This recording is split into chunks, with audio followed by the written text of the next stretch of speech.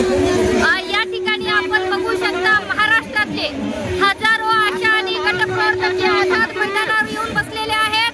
आजचा आझाद मैदानाच्या आंदोलनाचा 18वा दिवस आहे।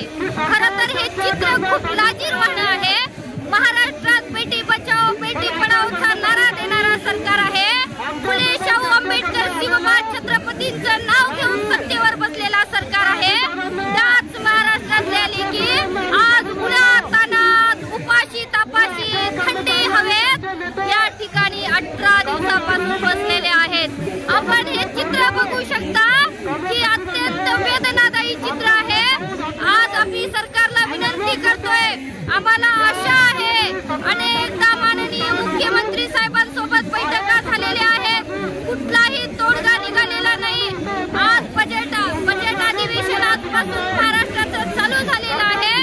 आम्हाला आशा आहे या बजेटच्या अधिवेशनामध्ये नक्कीच आमच्या आशा आणि गटप्रवर्तक ताई यांचा विषय अजेंड्यावर असेल आणि यांना न्याय मिळेल अशी आम्ही सरकारकडे न्याय मागत आहोत। आणि आजपासून चालणाऱ्या बजेट आंदोलनामध्ये नक्कीच यांना न्याय द्यावा साहेब। गेली 18 दिवस झालं या उन्हातानात व्याकुळ झालेल्या महिला आहेत, त्या बसल्या आहेत। त्या महाराष्ट्राच्या लेकीकडे आपण लक्ष द्यावं आणि बजेटच्या शेवटीपर्यंत आपण वेळ देऊ नये। आजपासून आपलं बजेट चालू झालेलं आहे।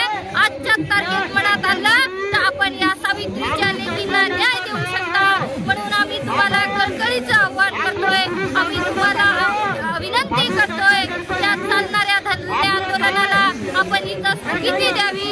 आपण बोलत आहात वारंवार, त्यांनी 2 पावलं मागे यावं, आम्ही 2 पावलं पुढे जातो। नक्कीच वाटाघाटीमध्ये पुढे होऊ शकते, आम्ही तयार आहोत साहेब, परंतु निर्णय द्यावा।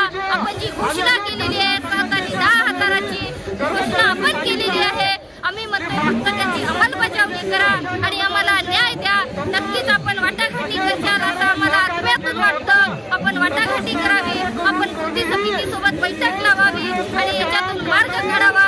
नक्कीच आम्ही मागे यायला तयार आहोत, परंतु